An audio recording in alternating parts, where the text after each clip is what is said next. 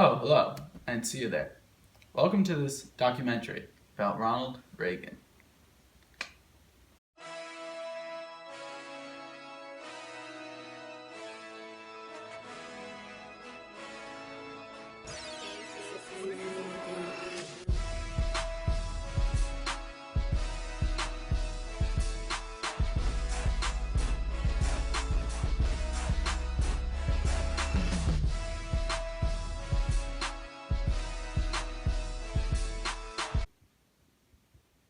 Oh, hello again.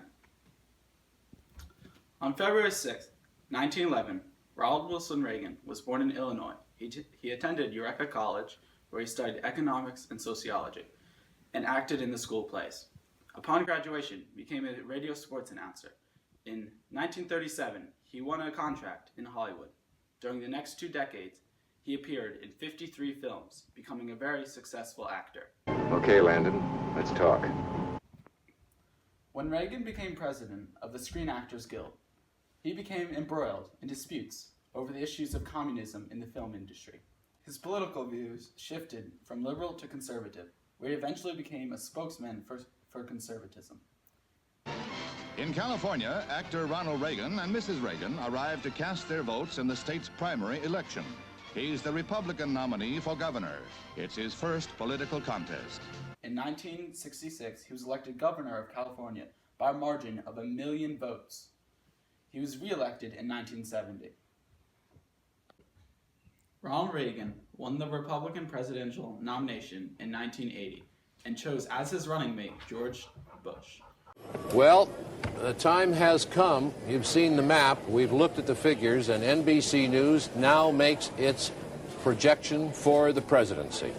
Reagan is our projected winner. Ronald Wilson Reagan of California, a sports announcer, a film actor, a governor of California, is our projected winner.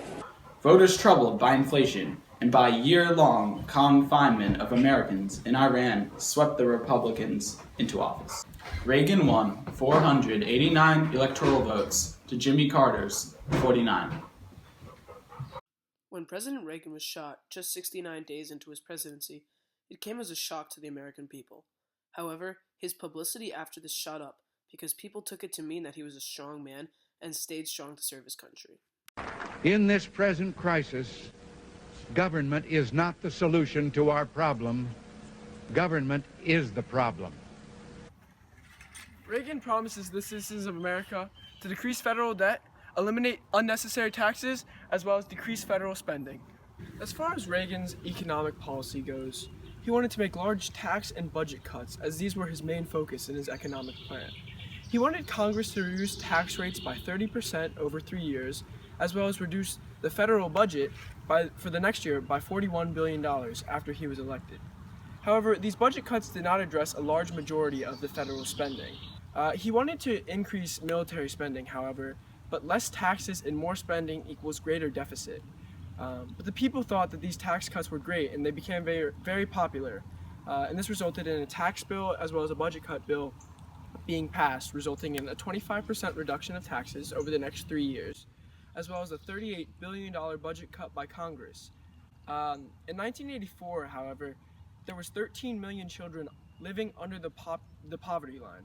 This very competitive atmosphere that Reagan had encouraged claimed that a trickle-down economy would help citizens, but him encouraging a hardworking and do-it-yourself American lifestyle resulted in a stock market crash in 1987, falling by 500 points. Crash. The Dow Jones Industrial Average suffering an unbelievable 508.32 loss, closing. The Dow closing at 1,738.41.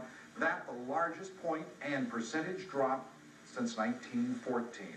Many people thought that this was Reagan's fault, and people began to question Reaganomics, as it's called, once the federal debt got near $3 trillion.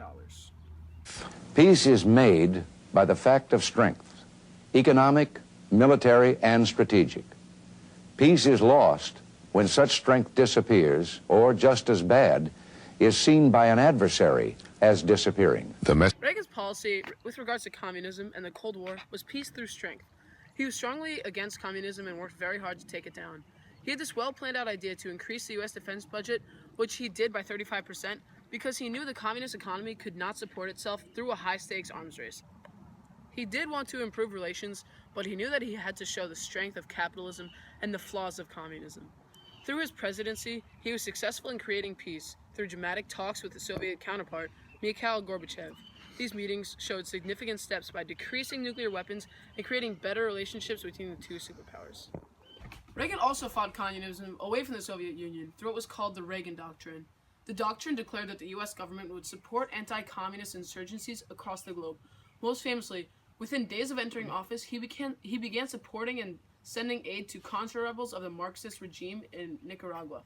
However, he had to do so in a secretive manner because the Vietnam War was still fresh in people's minds, and they didn't want overt military action going on in Nicaragua. So when Congress found out what Reagan was doing, however, they passed what was called the Boland Amendment, which outlawed future military aid to Nicaraguans. Still, Reagan wanted to continue aid in other ways.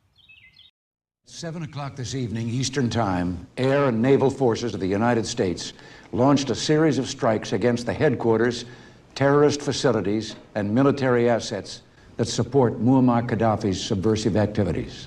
Terrorism was also a very troubling topic during Reagan's presidency.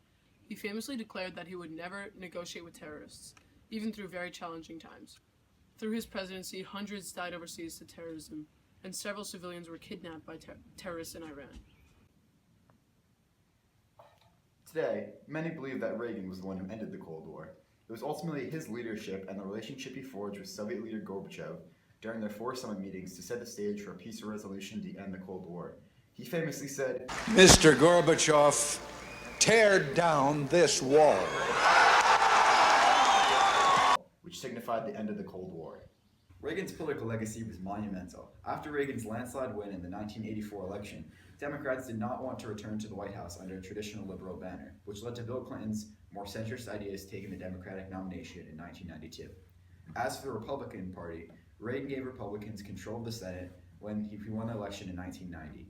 Democrats did, however, control the House of Representatives throughout the Reagan presidency. However, in 1994, for the first time in 40 years, Republicans gained control of the House under Newt Gingrich's Contract with America, which was ultimately a mix of leftover Reagan proposals. During the 2008 election, almost all of the Republican candidates vowed to follow in Reagan's footsteps. Even though Reagan's economic policies didn't work completely, he is still seen as a Republican icon and an image of what a president should be. He was very strong, yet promoted peace, and in fact ended the Cold War. Overall, Reagan created a period of world peace and American pride.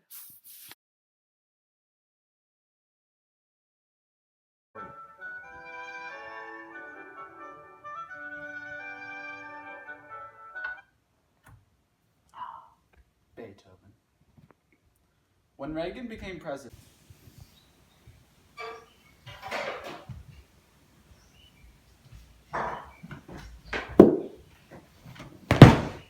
Ronald Reagan.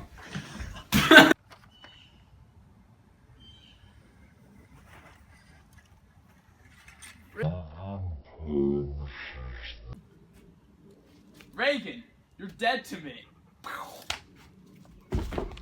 Literally. Called once the federal debt got near $3. Thanks for watching.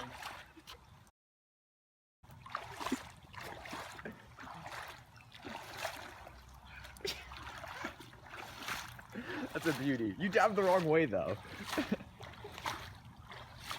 Still filming. Okay. Strap yourself. Edge!